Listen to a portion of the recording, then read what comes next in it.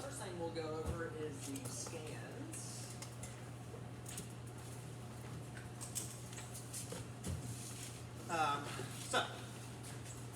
You guys should all have these in-body scans. I was telling a couple of you guys earlier, but we used to take people into the shower and take pictures of their front, side, and back. So this is a little less invasive and a little bit more data-driven. So the first part of this is just purely informational. Total body of water, that's how many pounds of water in your system. I always encourage you guys to make sure you're drinking water first thing in the morning. In fact, that's one of our challenges is to wake up and drink 8 ounces of water with a pinch of sea salt in your water. Then we have dry lean mass below. That's if you were to take out your water, fat, water and fat. Essentially, this is how much material you have left over for creating new muscle and bones.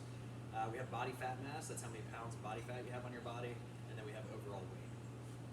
When you guys come down here to muscle fat analysis, you'll see a little down arrow, a dash, and an up arrow. So this is based on people your age and height. You guys can see below average, average, or above average. It doesn't necessarily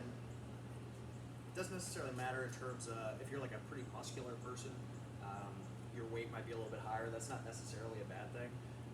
But skeletal muscle mass is what we want to pay attention to. We want skeletal muscle mass to be as high as possible. I'll talk about that a little bit more when we get into the presentation portion, but essentially the more muscle you have on your system, the more resilient you are. As you age, you typically lose a little bit of muscle over time, especially as you get over the age of 40 and 50. So you want to make sure that you have a solid base. The higher we can get your muscle mass at an earlier age, the more essentially money you have in the bank to withdraw from as you get older. Kind of like saving for retirement. And then we have body fat mass below that.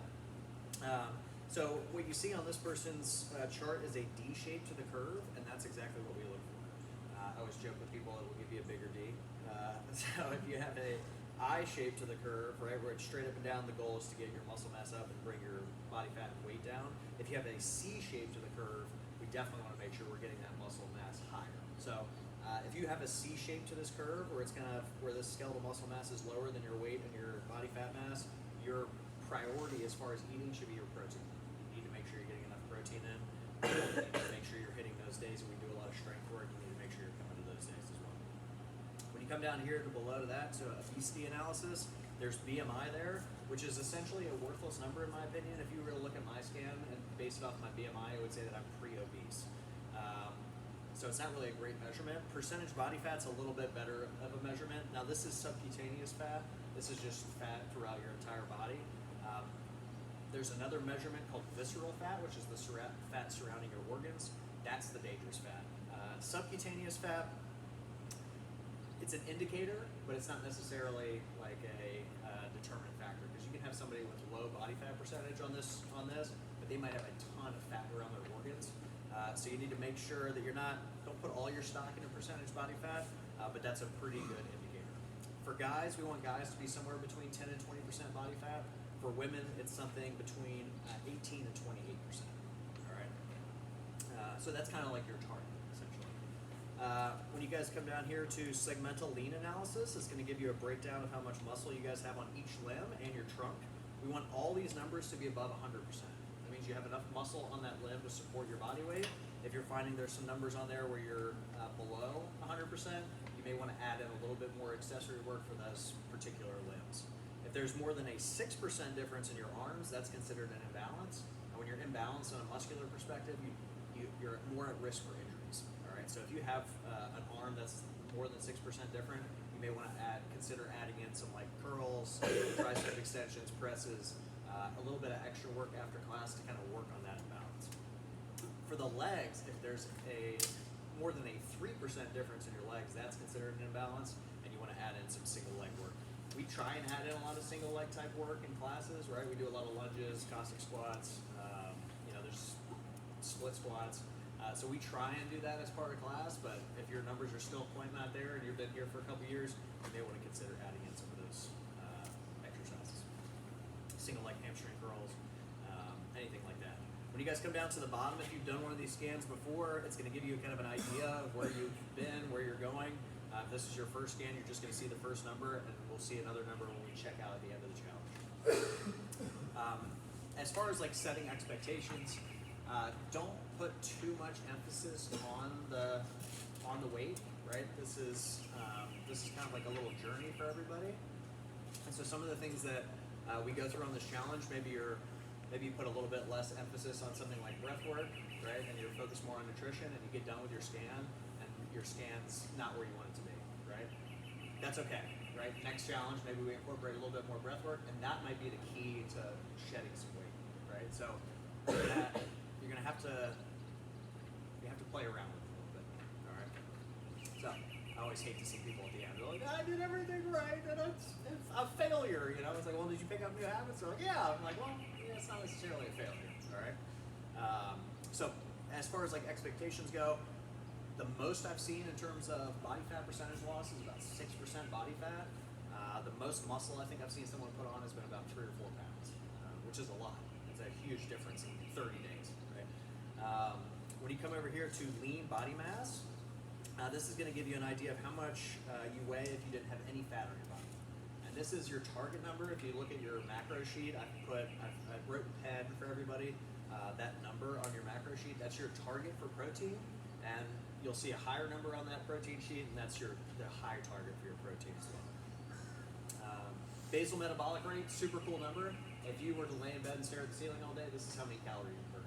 All right. Typically, what I'd see with people that are maybe carrying a little bit more body fat than they'd like is often they're not eating enough food. Right. When they do eat, it's not necessarily great food.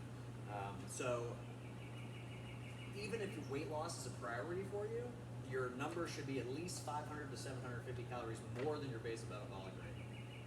Acute drops below basal metabolic rate, let's say for fasting, right? If you do a water fast, you're getting 0 calories in. Not a big deal, not necessarily terrible for you, but like this guy's number is 2,200, right? That's not a ton of calories to eat. If he was chronically eating at 1,800 calories, you eventually slow your metabolism down, right? The human body is incredibly smart, and if it perceives that there's not enough food in the environment, muscle is quite costly, right? It takes a lot of calories to maintain muscle. So if there's not enough food in the environment, your body's like, well, we're going to store fat. We can get rid of some of this muscle because we're trying to keep your ass alive and there's no food around. All right. So it's a little bit counterintuitive. People are like, I've never eaten this much food before, and it's helpful, right? You get to eat more food and you get to lose weight. It's the best of both worlds. Any questions on this? Cool. The other sheet, your macro sheet. We have 3 options on your macro sheet. There's weight loss as a priority, there's maintain weight, improve strength and performance, and then there's weight gain, muscle gain. So this is up to you and what your individual goals are. You guys will see a protein number there. I should have written the lean body mass number in pen, right? So that's your low target for protein, and then you can go up to that other number right next to it. All right. You're welcome to eat a little bit more than that. You're not going to hurt yourself eating too much protein, but eventually you eat so much protein that you just pee it out. So there is a law of diminishing returns for sure. The carbs and fat number below that, we tend to have a little bit higher of a carbohydrate number because of the nature of the exercise that we do in here. We do a lot of high intensity exercise. So high intensity exercise is typically sugar burning.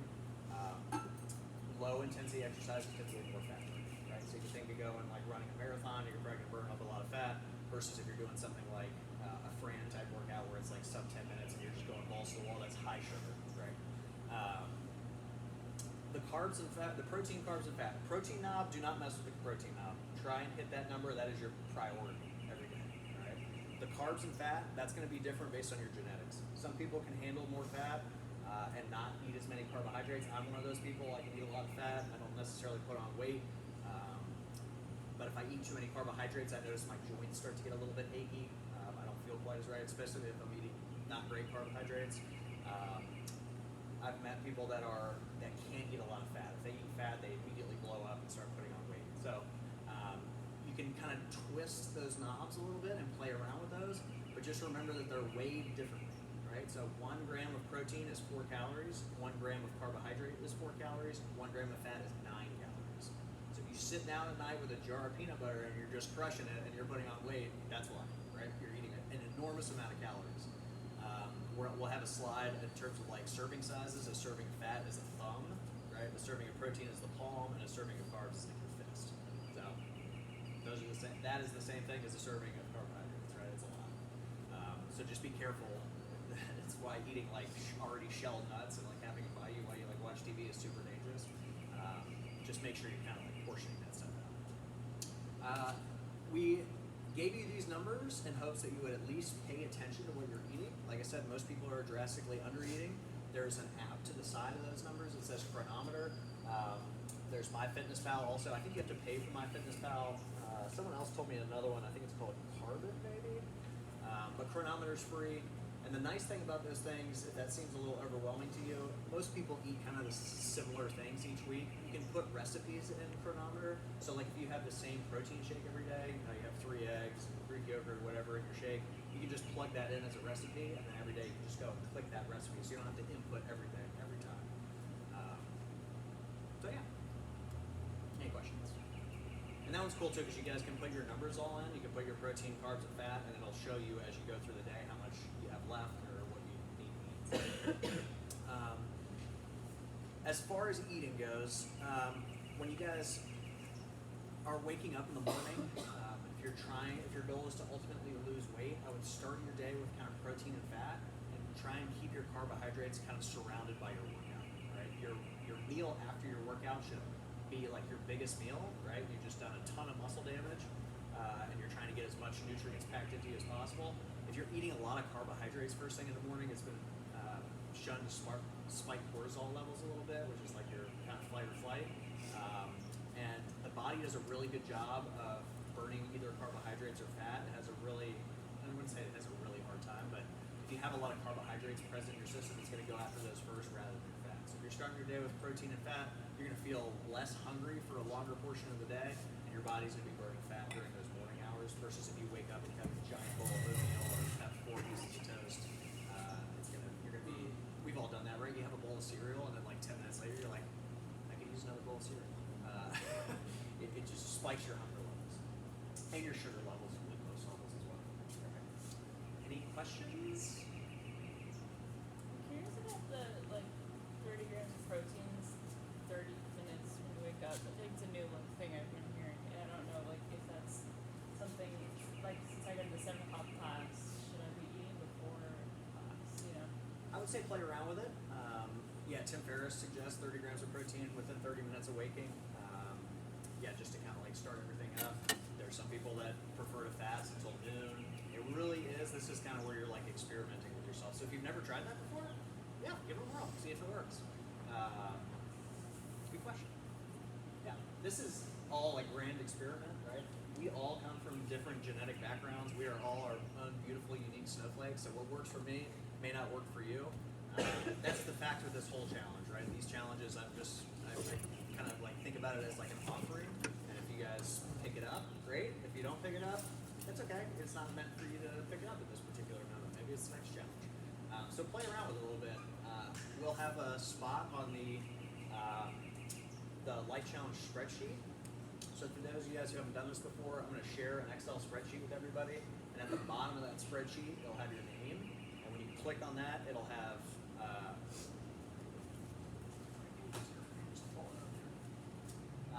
it's going to have all the categories and challenges for the day.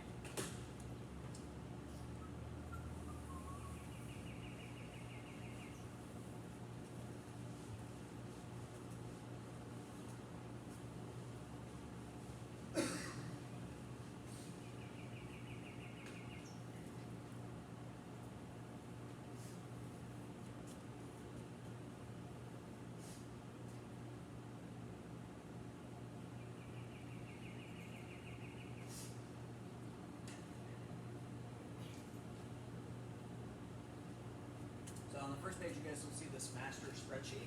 At the bottom of the sheet, you're going to see all these challenges that we're doing for this particular go-round. So if you forget some of the challenges, you guys can go through and look here. It's going to be at the bottom.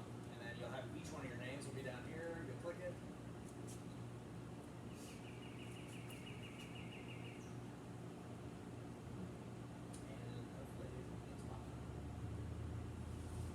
We'll have 3 different categories throughout: move well, eat well, think well, live well. So as you go through this each day, you click through and just click your box, and it'll automatically tally your points. And then we'll try and stay on top of this. Some people prefer to print out the sheets and put them on your fridge so you can kind of like do it throughout the day.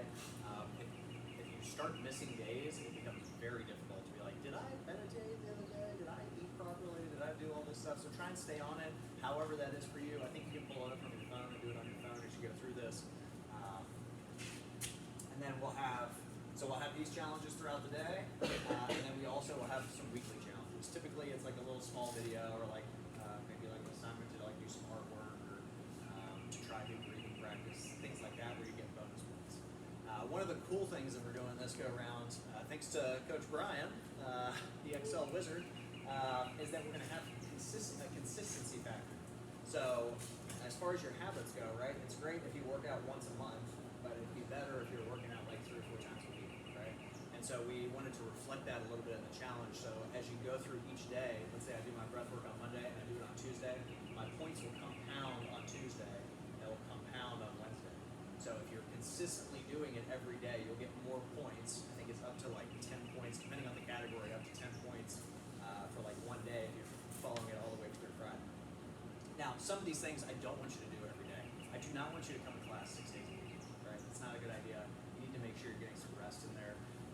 We suggest like 2 days on, 1 day off, 3 days on, 1 day off, which has been CrossFit's prescription for how you should exercise. If you're coming like 4 days in a row, and if you guys have played around with this before, you're usually pretty exhausted by the time you hit day 4. You're way more at risk for things like injury. You're not moving particularly well. So make sure you guys are getting a rest day in at least every 3 days. All right, I would not come 4 days in a row. Cool. Any questions on this? You guys will all get invitation to open the spreadsheet. Likely tomorrow.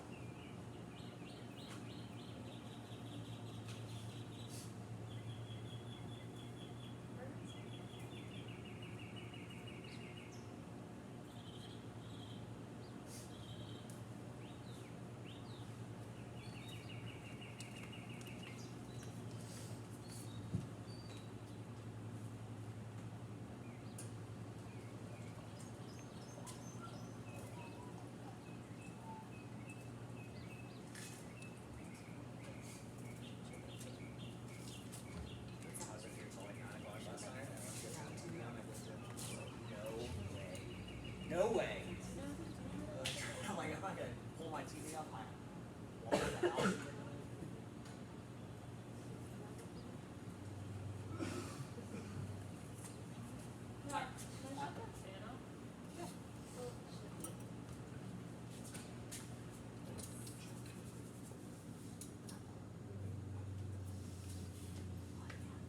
Cool.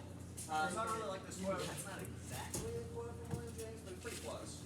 The habits we form in the first half of our life greatly influence the way we're going to live out the second half of our life.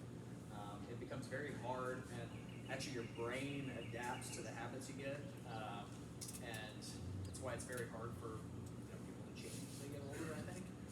So you really want to dial these things in, kind of like we talked about earlier, as far as like getting a healthy routine of like working out and building up a solid muscle mass, so that as you get older and you start to lose muscle mass over time, you have a bigger bank to withdraw from. The same goes for your habits, right? The more we can practice a particular habit, the less and less we have to think about it. Like when I go to the grocery store now, I never even think about going into the aisles. It doesn't even occur to me because I've been going around the outside of the grocery store for so long that it just doesn't happen. I just don't go get cereal. And that's the kind of way we want to think about all of our habits, right? If I don't work out for like 3 days, I turn into a total pissant. So I don't even think about not exercising for 3 days. I just go to the gym and work out. It helps that I work in the gym also. But that's kind of how we want to think about this. This next part's going to be a little lovey-dovey. We all have something to contribute to the world, right? There is something unique in each one of us that we are here to bring to people. Not necessarily just in your vocation or like what you do for the world or what you do for your family, but just in your presence of being. And that's ultimately what we're trying to do. We're trying to make the body and mind work as efficiently as possible, so whatever that gift is, whatever that light is that we're supposed to bring, shines out to other people, right? Essentially being your best self. You know? We do a lot of this through regulating the nervous system. So I got an example here with somebody sitting over a nice calm pond, right? And that's how we want to be. We want to be as calm and as present as possible in most aspects of our life, right? And we can apply this to food, we can apply it to exercise, we can apply it to our sleep. If we sleep for 4 hours, how do you feel the next day? Not great, right? The pond's probably not super calm like that. You're probably like, dragging a little bit. You go out drinking real hard one night, and the next day, do you feel like a nice calm pond? You're like, get me out of my skin, I feel terrible. Same goes for eating like real sugary foods, right? Have you ever given a kid like a pixie stick, right? They're like, they're like rattled, right? So the goal is to ultimately come up with some practices that allow us to be that nice calm pond, so that we're not reacting with life, we're just engaging with life. So a little outline, we're going to go through, we're going to talk about health span versus lifespan. We'll talk about the movement practices, food, breath, and then we'll go into the challenges themselves. So there's this concept of lifespan versus health span. We get often very caught up in how long people live, right? Like the average age is like 80 something. Like 85 for women and like 65 for men, probably. You guys live a lot longer. So the two sides of things I want you to think about. So lifespan is just like, I want to live to 100, right? Well, what does that mean in terms of health span, right? Health span means I want to live to 100 and I want to be as healthy as possible into that old age. If you don't want to live to 100, if you start getting sick at 70, right, then you got 30 years of pain, which is what we talked about here a little bit, right? So we got lifespan in blue, we got onset of disease, right? Typically people start getting sick in like their 50s, 60s, 70s, depending on their health. Centenarians is this idea of people who live to 100. They maintain that health span for a much longer period of time, and they only start to fall apart like at the very end. That's the goal, right? That's the target. If I'm going to die at 95, I want to be pretty healthy until 94 and a half, right? So, nightmare scenario is you live to 100 and you start getting sick at 65, right? You got 35 years of pain and anguish as you start to fall apart. My dad had this really good friend growing up, Jimbo, and he grew up in Tennessee, and my dad told me that Jimbo's like motto in life was like live fast and die young. And so Jimbo never took care of his habits, drank a lot of Coca-Cola, smoked cigarettes, all this stuff. And my dad told me last time he saw Jimbo that he had both of his feet amputated, and he was in a wheelchair, like still had unhealthy habits. And my dad was telling me, like, I don't think Jimbo counted on living fast and dying young as like slowly being whittled away, right? And that's what we don't want, right? That is not a great quality of life. We want to keep that good quality of life and be independent for a long period of time.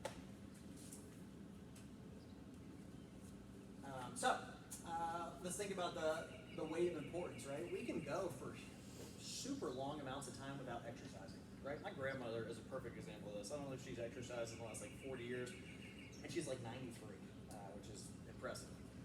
So we can get away with not exercising, but I'm not sure that's necessarily the best idea. Food, we can go pretty long periods of time. The longest recorded fast for a man who was like 400 pounds is over a year of not eating. He was drinking water, taking in minerals.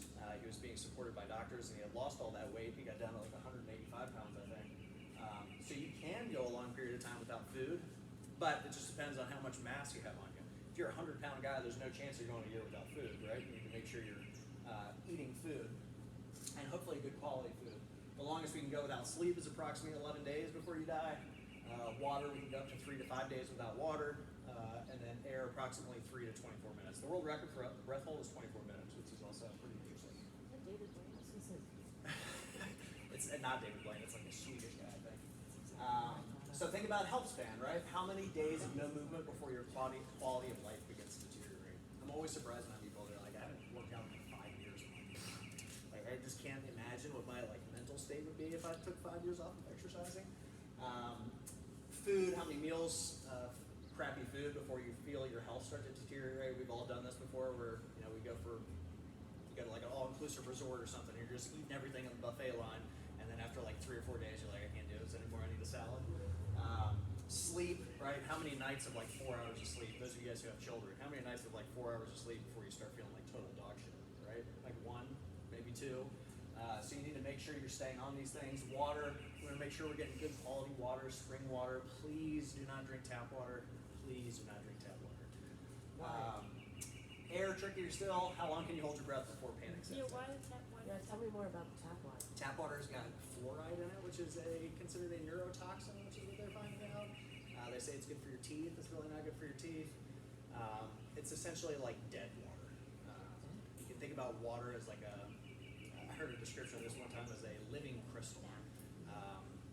There's really cool experiments with water as well, where they like have a glass of water and they put their emotions, like love, into that water and freeze the water, and you see these beautiful like snowflake crystals. And then they'll do it where they do like hate in the water, like say fuck you to the water, and it's these like amorphous, like gross crystals, right? Water has memory in it. So the water that we get from the tap is gone through tons of pipes that are probably not great. There's fluoride. You ever see that shit on the shower drain, right? On the shower head? It's like crusty and white, like, yeah. I in the shower, when I get in the shower, just get a nice drink of water. So what do you, how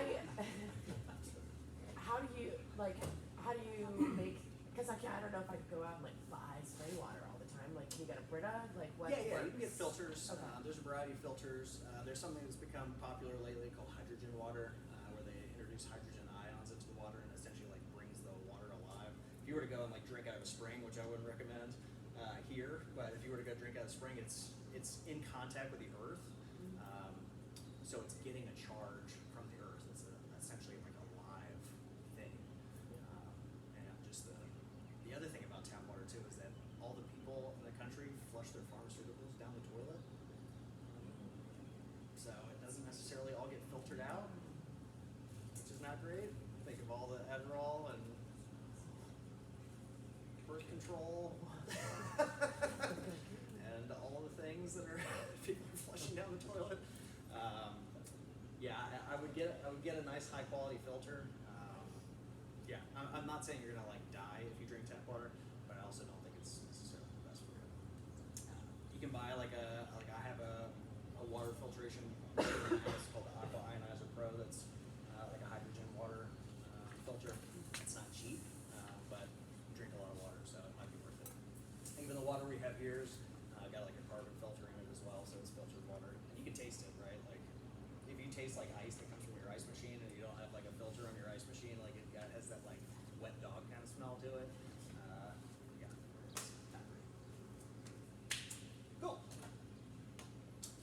So, I thought this was kind of interesting, right? If you're exercising for 3 hours a week, you're spending 487 days out of your life exercising. 4 hours a week, 650 days. 5 hours a week, 812 days. For food, approximately 82,125 meals over your lifetime. You're eating for approximately 41,000 hours. You're spending 1,700 days just eating. Sleep, 219,000 hours of sleep, or 9,125 days. 25 years of your life you spend sleeping. So think about your mattress quality. Think about your sleeping patterns. You spend 25 years of your life sleeping. Pretty much want to dial that shit in. Water, a 150-pound person would consume 16,000 gallons of water in their lifetime. Air, 960 breaths per hour. 23,000 breaths a day. 8.5 million breaths a year. And 630 million breaths in a lifetime if you live to the age of 75. Thoughts, on average, we have 50 thoughts a minute, 3,000 thoughts an hour, 72,000 thoughts a day, 26 million thoughts a year, and 1.9 billion thoughts in your lifetime. Why would you not spend time learning how to do these things properly? And the sad thing about it is, how much years of schooling do we go through? Nobody ever talks about water quality or sleep, how to sleep, best practices, how to engage with your mind in a positive manner. It's not by accident. These things are not taught to us intentionally, and the goal is to ultimately learn how to do these things so that we can spend those years not in anguish and learn how to do all these things properly. So these challenges are a way to kind of focus and dial that in so that we're not wasting our life with poor habits. Think about frequency of impact, right? And the reason I brought all these things up, right, is that you almost want to focus on them in this order, right? You're exercising for 3 hours a week. You're thinking all the time. So what are you going to put more weight in, right? It's important to exercise, granted, right? It's also really important to engage with your thoughts and see how the mind works, because as you're exposed to that way more. Same thing with water, same thing with food. You're taking in food 3 times a day. That was one of the things that prompted me to do these nutrition challenges right at the get-go, because people come in here and they'll be busting their ass for 5 or 6 days a week, and they wouldn't lose any body fat. Nothing's changing, right? It's like, what in the hell are you doing in those 23 hours outside of the gym? And so I started with nutrition, and we would spend months with people doing nutrition work, and still the same thing. And I'm like, well, it can't just be nutrition. It's got to be other things. So, are you not sleeping? Are you not eating? Are you not doing meditation or breath work? And that's what I meant, like, as far as you guys go through these habits, you may spend a lot of focus on eating this challenge and ignore all the other stuff, and you might not see the results you want. It can be a little bit overwhelming to try and tackle all the habits at the same time. But if you don't get the results you want, that's okay. It just means like, okay, well, I spent all my time concentrating on eating. I've dialed that in. Maybe the next challenge I focus on breathing. You don't even have to wait till the next challenge, right? It's going to be in 3 or 4 months. Like, all right, now that I've got this satisfied, now I'm going to focus on my breathing. Now I'm going to focus on my sleep. And over time, you kind of build this like nice pyramid of habits. And hopefully, one thing clicks. I always share this story because I think it's important. And my sleep habits have always been fairly good. When this was going down, I was still drinking at the time. But I was working out pretty consistently, and I was finding that I was having a lot of like gut issues while I was working out. I feel like I have to take a shit every time I work out. Doesn't matter if I shit like 3 times before I work out. Get into these workouts, and I'd have to like run to the bathroom. And I was like, this is really annoying. Not to mention embarrassing, the 400-meter run. I'm going to the bathroom. And I could not figure it out. I could not figure out what was happening. I don't consider myself to have a very stressful job. But I started doing longer duration breath work, meditation, and I'm telling you, I had this gut issue for about a year. I spent 3 days doing like 20-minute meditations, and it went away in like a day. I mean, it was just gone, and I was like, holy hell. Yeah, it's just stress. And there's so much like background stress happening for everyone. I think that's why you see like a lot of sick people out there. There's so much stress, there's so much stimulation. It's really hard. So, the importance of exercise, 77% of the US population does not exercise, which is insane. The mental, physical, emotional effects of exercise are innumerable and often intangible across life and health span. There was a study that 4,500 adults 50 and older with low muscle mass were 40 to 50% more likely to die from all-cause mortality than those with higher muscle mass. It's not necessarily just size. So a lot of times we get girls in challenges like, well, I don't want to bulk up, right? It's about strength. You can cater your strength work to the building size, right? Hypertrophy, where you're doing lots of sets, lots of repetitions, and you'll get bigger in size. But you can also dial it down so where you're just focusing on strength. So a lot of times when you guys see the back squat sets we do in here, we're doing sets of 5. That's been shown to be almost the perfect blend of strength and muscle gain, right? If we were doing sets of 10 or sets of 20, we all did those sets of 20 deadlifts, right? 20 squats. Like your ass blows up, right? Everything gets bigger when you do that kind of stuff. So you can kind of cater this to what you're looking for. The big point is the fitter you are, the longer you live, the better quality of life you have. We try and create a complete picture for how we exercise. That's what we try and accomplish when we come into classes. You want to make sure you have a general warm-up. That warm-up should get longer as you get older, right? So some people are like, God, this warm-up takes forever. But it just takes a little bit more as you age. So a lot of times we're warming up for the oldest person in class, not necessarily the youngest person. You want to make sure you have mobility and flexibility as part of your movement practice. Movement-specific warm-up to make sure you're getting the right motor pattern, so you're not just throwing 135 pounds on the bar and just trying to do a power clean. We work on cardiovascular endurance, functional movement patterns, agility, coordination, balance, speed, accuracy, power. We make sure we do a proper cool down at the end. This is cool. We're talking about your 2 sides of your nervous system, your parasympathetic, which is your rest and digest, and your sympathetic nervous system, which is your fight or flight, right? What we do in here, you do one of those workouts, it's like 10 minutes, or that wall ball burpee workout yesterday, and you get done, your mouth's like really dry, right? Your heart is pounding out of your chest. That is fight or flight. Body is sending all your blood to your limbs so you can escape the tiger, right? When we cool down at the end, we turn all the lights off, we put that calming music on. Your goal is to ultimately calm yourself down as quickly as possible because that's where recovery happens. If you're in fight or flight, there's not recovery. Cortisol levels are elevated. Your body is not thinking about repairing muscle damage. It's just prepared to like make you run. So when we do that cool down at the end of class, it's super important, right? And I know a lot of people are like, I gotta get to work, and you march onto your car, and then you're in your car, and you're still shaking from the workout, right? You're still in fight or flight, and then you go into your work, and you're waiting on tables, and people are screaming at you, right? You just never get out of it. You're just in it since your workout at 5:30 in the morning until you go to bed at like 8 o'clock at night. So you need to find time to sit and calm yourself down.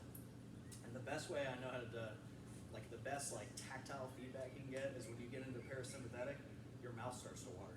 So just notice, my mouth is watering, I'm resting and digesting. If my mouth is dry like it is right now, I'm in fight or flight.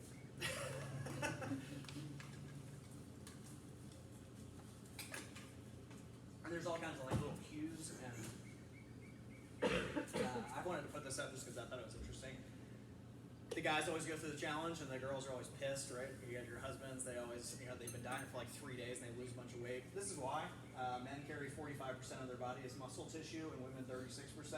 We carry less body fat, essential, right? Body fat. So once a guy starts getting down to like 3 or 4% body fat, like you think of those big bodybuilders, you come at risk for things like heart arrhythmia, right? It's really not good for you to get really low in body fat percentage. And then we typically carry about 12% non-essential fat, which is just storage. Same thing for women. Women just carry a little bit more body fat, right? Even on the scans, guys want to be between 10 and 20%, women between 18 and 28%. They need more fat. You guys are different creatures. I don't know if we do that or not. So I just thought that was informational.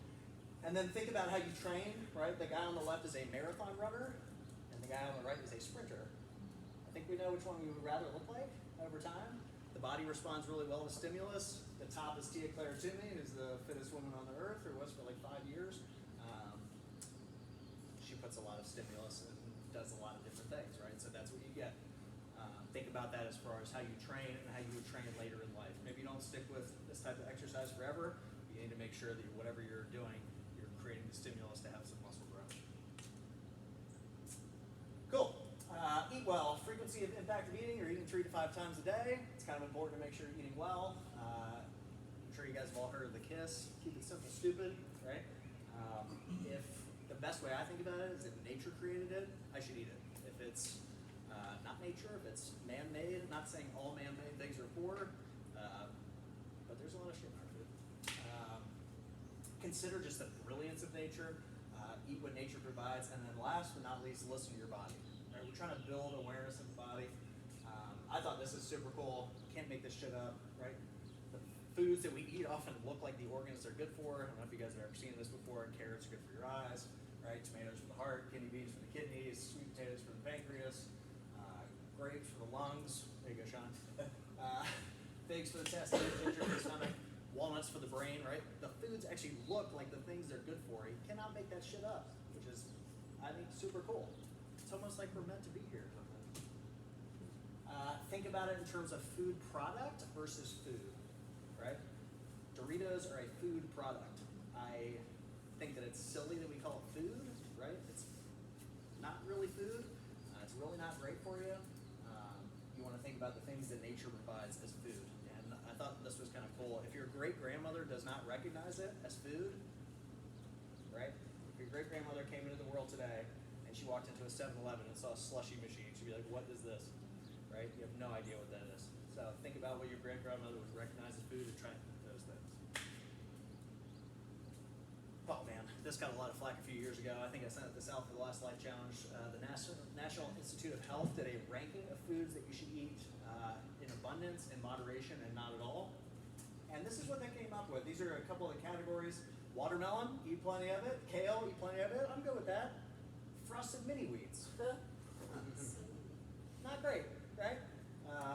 Unsweetened almond milk, non-fat frozen yogurt, chocolate-covered almonds, we should eat a lot of those. Orange juice with calcium, hell no. Honey Nut Cheerios, dates, sweet potato fries, and then we'll come all the way down to the bottom, things that you should be minimizing eating: whole egg, fried butter, cheddar cheese, and ground beef. These are the people in charge of teaching you what to eat, right? You think about the food pyramid when you were a kid, you think about all right? How many people had Chick-fil-A in high school, or pizza all the time, or right? Chick-fil-A middle school. It's almost as if they're trying to teach you bad habits at an early age. Almost, right? Feels a little bit sinister. So this came out like last year also. This is what they came up with. Millions and millions of dollars to come up with this ranking order for foods you should be eating. Please take accountability for your own food and understand that not everyone has your back. Just saying. Cool. I put some things up in here for healthy food choices as far as protein, carbs, and fat. I'll send you guys a list of foods. Like I mentioned, if nature provided it, eat it. Notice your body, right? Some people can eat certain things and other people can't, right? If I eat Brussels sprouts, my gut, I'm like immediately farting like crazy, right? And I just think of it as an indicator that that's probably not the best thing for my gut. So play around with these things. Some people are good with lentils, some people are not. If you're noticing a lot of like gastric distress, that's your body being like, yo, don't eat that anymore. Listen, as far as protein goes, you want to make sure you get good, high quality protein. You are what you eat, and you are what that animal ate, right? So grass-fed protein is often the best. If you're eating a lot of corn-fed, like beef, it's not necessarily great for you. Modern day, like chicken farms are disgusting and gross. You need to make sure you're trying to get as much organic food as possible. Same thing for your eggs as well. If you've ever seen like a farm fresh egg and a store-bought, like, 1,000 eggs for $1, right? If you crack those two eggs, one is like just the palest, grossest yellow, and the other one's like a dark, vibrant orange. Just pay attention to that stuff. It is important. Carbs, fruit, veggies, right? Same thing, just pay attention. One of the things that's come out a lot recently about vegetables is vegetables don't necessarily have an inherent defense system, so they excrete these chemicals to make you not eat them. So if you have like a plant here, you're eating an animal's eating a bunch of broccoli, they will actually secrete this chemical into the air to let the other plants know to like also secrete it, and it makes them taste a little bit more bitter. And so the same thing's kind of happening in your food. It's like a natural defense mechanism versus something like a fruit, right? Plants want you to eat the fruit because they propagate through that, right? The bird eats the fruit and then shits it out, and more of that plant grow. So just pay attention to what you're eating and notice if it's causing you distress in that front. Same thing, try and buy organic. Wash all your fruits and vegetables if you're not getting organic. I never thought about this growing up. I used to never wash my vegetables or wash my fruit, and now I realize that I've got owners because they're going through and they're just spraying all kinds of pesticides and shit on there, and then you're taking that and eating it. You can even tell sometimes as soon as you start to eat it, my like throat gets itchy, like there's like something on it, so make sure you guys are washing your food. And then fat, coconut oil, butter, avocado oil is really good for cooking. Do not cook with olive oil over 400 degrees. That's where it starts to get rancid and hits its boiling point. So I'd recommend avocado oil, butter, or coconut oil as far as cooking goes. Yeah, nuts and seeds, also really good. Avocado is great. We talked about the serving size a little bit here as well. I gave like some examples of protein. Like I said, try and record your stuff initially, and then over time you'll be able to recognize like, oh, that's about 25 grams of protein. Now I know for the piece of chicken it's about the size of my hand, I'm getting about 25, 30 grams. And you can kind of like, you don't have to eyeball it, you can kind of eyeball it for the rest of your life. But try and spend at least a couple weeks just so you kind of get an idea of what you're eating. We're drinking salt water in the morning. I recommend Celtic sea salt. You can get it at Publix, is the last place I got it. They did like a study where they were looking at the minerals in all these different salts, Himalayan sea salt and Celtic sea salt, and that was shown to be the best, most like high quality salt to get the most amount of minerals. They are called electrolytes. We are an electrical being. Think about the electrical signal of your heart pumping. So you need to make sure you're getting plenty of salt. It'll help you with muscle cramping and things like that. Blood clotting, metabolic function, heart rhythm regulation, muscle function, right? Getting your nerves to fire, healthy sleep cycles, building bones and teeth, good digestion, nerve conduction, muscle contraction, regulating your body temperature. All these things come from making sure you have the proper amount of electrolytes in you. So when we're waking up in the morning, grabbing an 8-ounce cup of water, and it's a pinch of sea salt. not a tablespoon of sea salt. We've had a few people wake up and put like a ton of salt in their water, and that's going to give you diarrhea and maybe give you some heart issues yourself. So make sure you guys are just doing a pinch of sea salt more. Cool. Optimizing our mental well-being. This is something I've gotten way more interested in as I've gotten older. It's important to make sure you guys are challenging yourself. The same way we train everything else, right? A good challenge is really good for the brain. I was listening to Huberman talk yesterday, and I'm going to butcher what the name of the piece of your brain is. But there's a piece of your brain that is responsible for, as you experience or move through challenges, things that you don't want to do, that piece of your brain actually grows. It makes it easier for you to do more and more challenging things. So, we're going to do the cold plunge this time. This is pretty much a universal thing that most people don't want to do. And it's immediate, right? The sauna, when you get into the sauna, you have about 10 minutes before discomfort kind of sets in, right? The cold plunge is not like that. The cold plunge is as soon as you step in, you're uncomfortable. And so by forcing yourself into that scenario, you're increasing that portion of your brain that seeks challenge and can move through challenge. So when something else in your life happens that's challenging, same thing with like hard CrossFit workouts, right? And the gym's kind of the same as the sauna. You guys know when you come in here, you're going to do something hard, but usually we're going to warm you up and we're going to talk to you a little bit. And we're going to, ask you a question of the day. And we kind of ease you into it a little bit, right? The cold plunge is a different story. You're just going to get in, and it's going to be terrible for about 20, 30 seconds, and then you'll find that the challenge becomes better and better as you do it more and more. Meditating. I know it gets a lot of importance in today's society, and that's because it's pretty important. The act of meditation is learning to get into that calm state of mind. Think of that lake I showed you guys earlier. And ultimately, it's a way of observing your thoughts and giving you space from it, giving you distance from your thoughts. When I notice that I haven't done this in a long time because I meditate a lot, but what I would notice is that if I wasn't meditating consistently, when someone would cut me off in traffic, I would immediately react. And what meditation does, especially consistent meditation, is it pulls you back from that and it gives you space, so it's not happening to you, but you can observe it happening. That's the biggest thing I've noticed. It gives you more and more space between stimulus and response. So when your kid starts screaming at you, instead of like reacting and saying something stupid, right? It gives you space from that and allows you to react to it better. I love talking about how the mind works. I think it's really interesting, and I always talk to people about this. Like, if you are your thoughts, why are you talking to yourself? In your mind chatter, who are you talking to? If it's you, who are you talking to? There's a silent observer in there that is witnessing all the thoughts that's happening, but we often get caught up in whatever that is.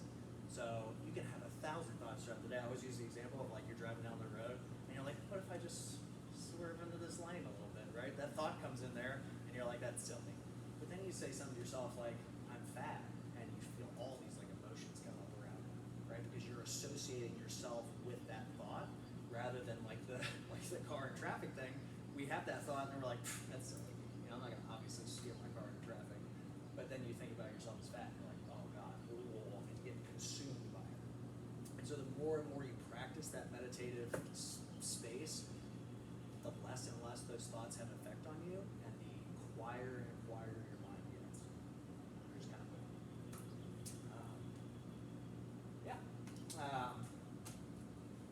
Sweet. So this is also kind of interesting. We talked a little bit about this as well. So there's two aspects of your mind. There's the masculine and feminine principle, right? The masculine is the pointer, right? It's the active portion of your mind. So and you can do this experiment with you guys, with yourselves. So if you were to like look at something, right? Let's say like, look at this crystal. The longer we look at that crystal, the more and more thoughts come up around that crystal, right? Well, that's an interesting shape. Oh, it's kind of clear. Oh, there's like, if I turn the sunlight a little bit, oh, that's interesting. There's like little rainbow looking things.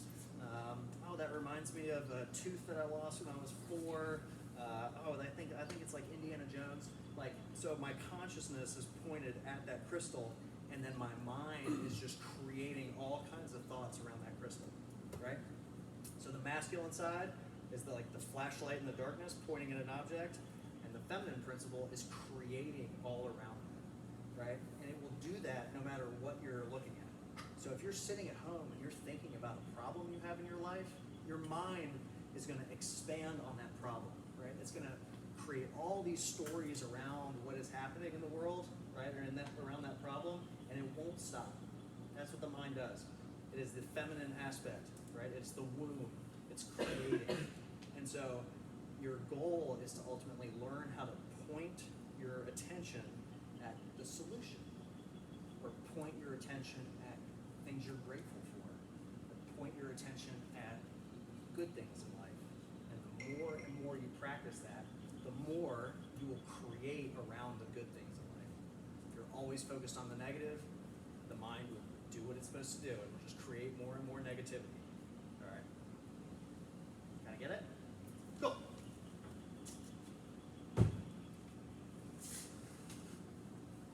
Sweet.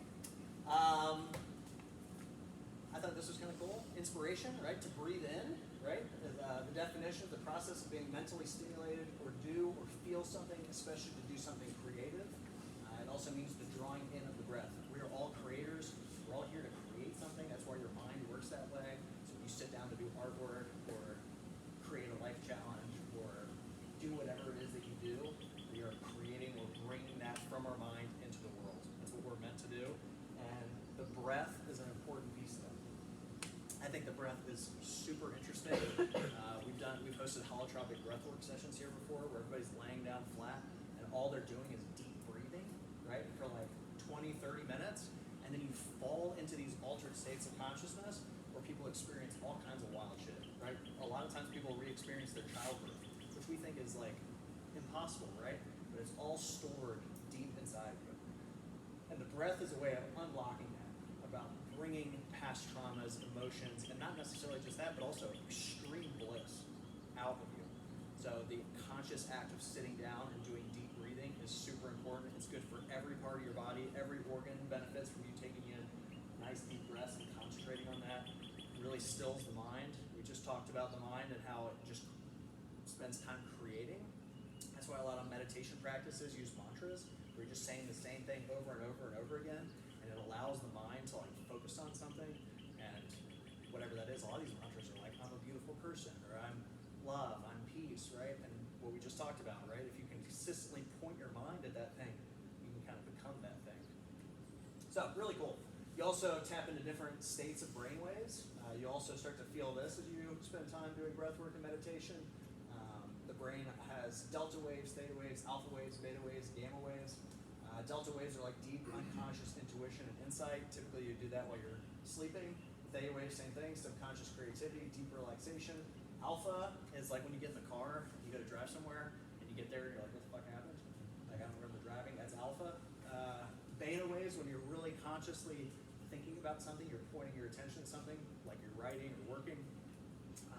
And then gamma's not really well understood, but it's linked to perception and alertness. A lot of times in like really like practiced monks, they'll see a lot of gamma waves in their brain also, which is kind of interesting. Cool. Let's practice a little bit. So, we did this as one of the last life challenges. I want to have you guys feel what it's like to go from your sympathetic into your parasympathetic nervous system. So I'm going to have you guys sit up, and we're going to do something called chaotic breathing. So I want you to close your eyes, and you're going to breathe chaotically. So different lengths of duration. Breathe in through your mouth and through your nose. You're going to, like, I'll do an example for you. I'm just going to... All right, we're going to do that for about 30 seconds. You ready? Close your eyes.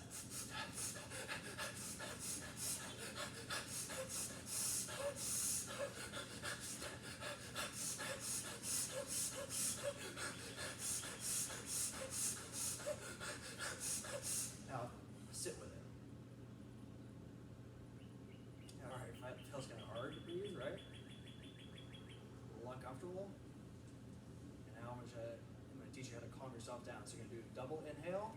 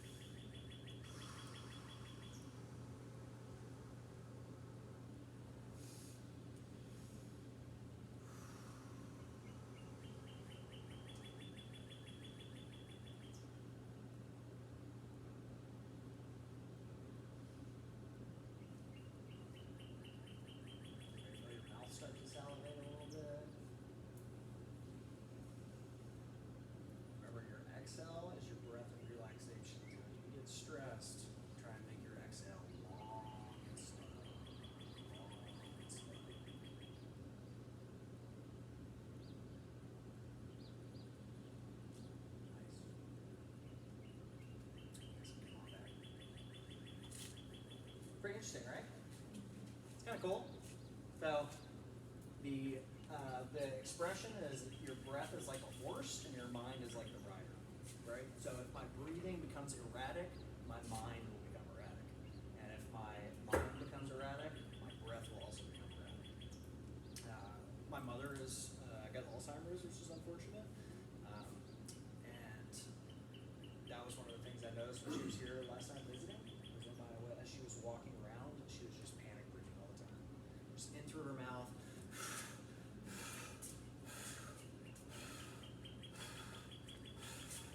Right? Stressed because everything feels much harder as you start to like lose your mind a little bit or lose your ability to do things. And that's just like an extreme example of something, right?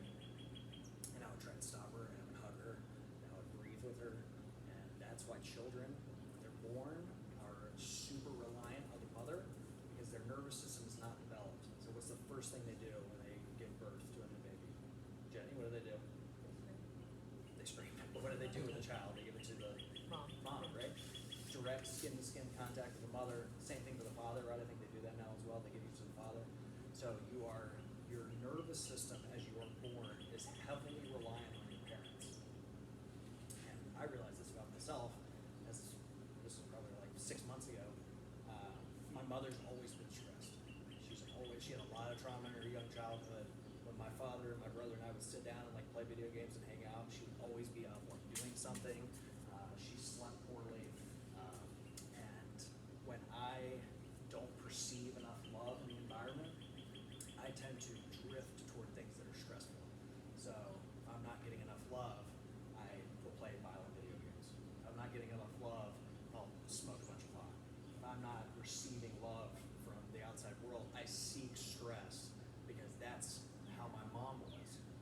So I associate stress with love.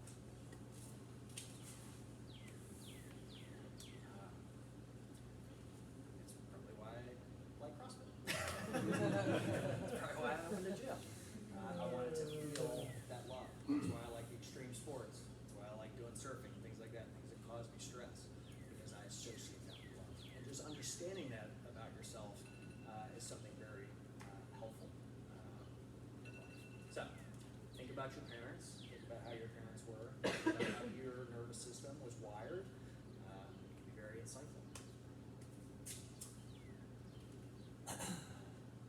Breath holding practice. So, not to mention all the cool things about breath, but also increasing your breath. I thought this was kind of be kind of fun because we're about to spend a lot of time in the ocean. So why not work on increasing our breath capacity? So what we'll do another little breathing exercise if you guys are down. We're going to do 30 breaths. When you exhale, I want you to get all the air out of your lungs, and then we're going to do a long, slow inhale. So it's going to be just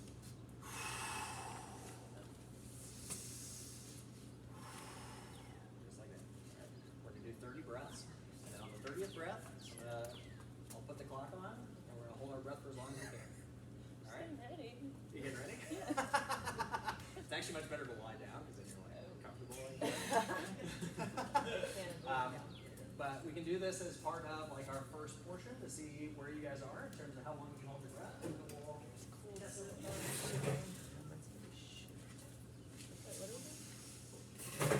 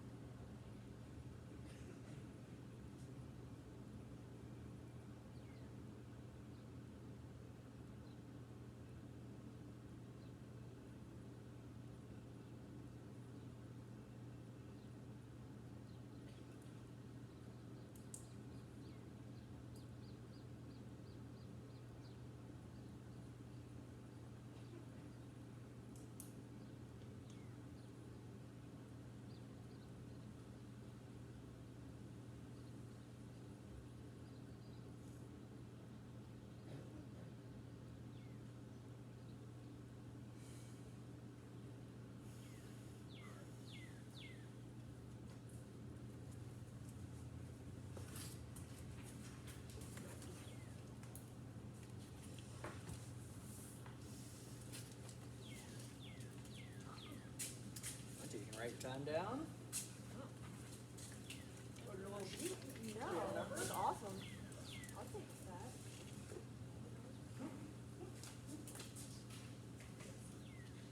Thanks, Jeff. Nowhere to go but up.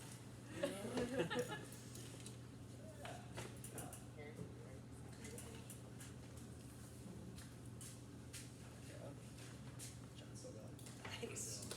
Yeah. You'll find that it's much easier or harder depending on how much coffee you've had. Or if you drank the night before. Yeah, maybe drank the night before for sure.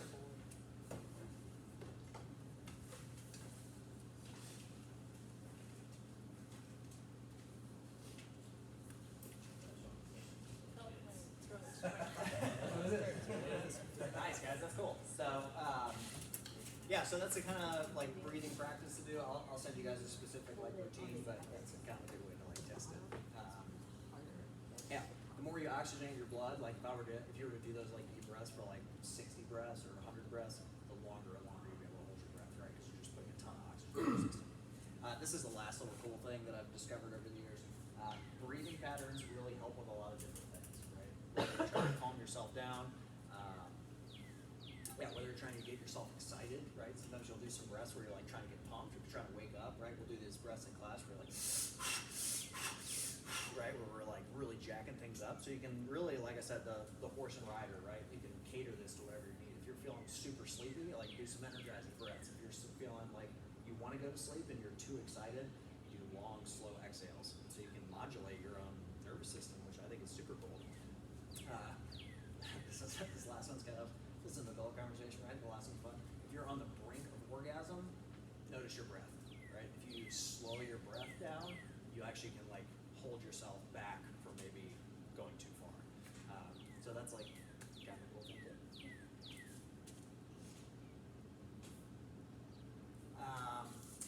Yeah, improve lung function, you'll improve your posture, enhance cognitive function, you'll balance your nervous system, improve sleep quality, better athletic performance. Consider all the ancient religions that all had some form of breath work. It is like inspiration, right? You're breathing in spirit, right? That's the reason holotropic breath work elicits these altered states of consciousness, because you're taking in an enormous amount of energy, spirit, everything around us, the ether, and you're not doing anything. When we come into class, right, you're doing a lot of exercise as you're breathing heavy, so you don't get that necessarily experience. You still get like that endorphin rush at the end, but think of like a runner's high, right? You're getting high on your own supply. It's a really cool thing to play around with. Yeah, it's gonna tap you into yourself essentially.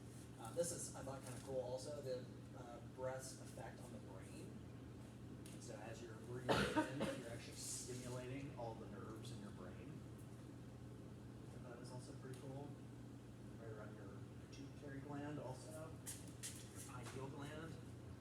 Oops.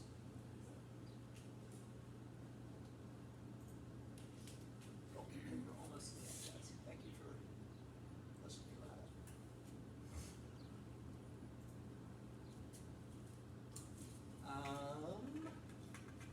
We'll go over the challenges last.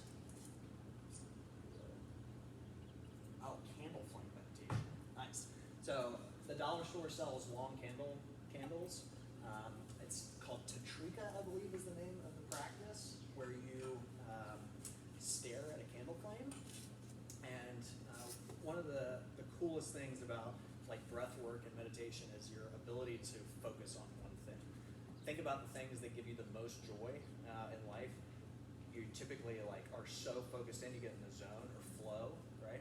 So when you're staring at something like a candle flame, you're practicing focus, right? And that you get a lot of enjoyment from being present in the moment and focusing on one thing. It is the opposite of social media. So if you look at social media, we are training ourselves to have the attention span of a 2-year-old. And something like candle flame meditation will help with stress relief.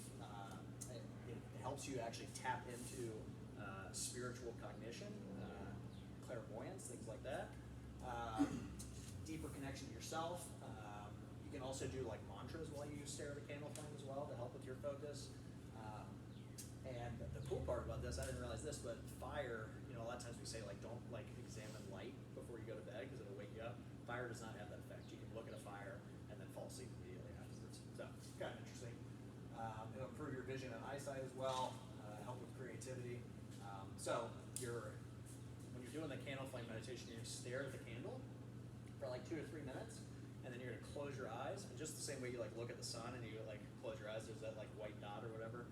The same thing happens with the candle. So you'll have a flame in your mind's eye, and what you'll notice when you first start doing this is that the flame is like wandering around, and so you're gonna bring it back to like center each time.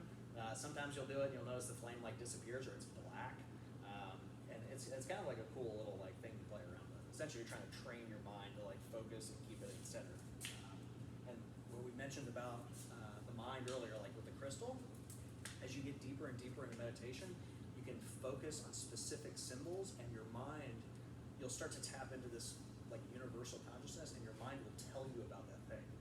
So if you like hold a rose in your mind, the rose is like the symbol of perfection and beauty, and so your mind will start telling you all about the rose, sacred geometry, Jesus, anything, right? If you can hold that in your mind's eye, you'll eventually tap into this other levels of consciousness, and your mind will start to tell you all about that thing. You'll get a deeper knowing of what that is, which is, I think, pretty cool. Circadian cycle, one of the first challenges is getting up first thing in the morning and getting direct sunlight. This helps regulate your circadian rhythm. It'll help you sleep better, which is kind of weird because you're doing it first thing in the morning. Get out, 10 minutes, direct sunlight. If you can get barefoot and get in the grass, even better. All right. It'll help with sugar regulation, it'll help with fat loss. This is just a little insight of like how your body works over the course of the day. Cortisol and melatonin. Cortisol is like your stress signal, and melatonin is like ready to go to bed. Those things cannot be together, right? You can't have elevated cortisol and elevated melatonin. So if you're watching like a murder show before bed, right, your cortisol's jacked up and your melatonin's suppressed, right? You want to make sure that you're allowing for that cool down period.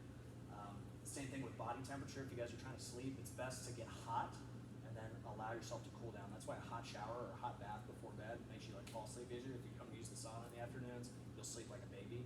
As your body drops, as your body goes from hot to cold, it turns on your like sleep hormones essentially. So try and get cool in the evenings, turn all your light off, make your room cold. Sorry, girls. Plunging, we're also gonna be doing plunging.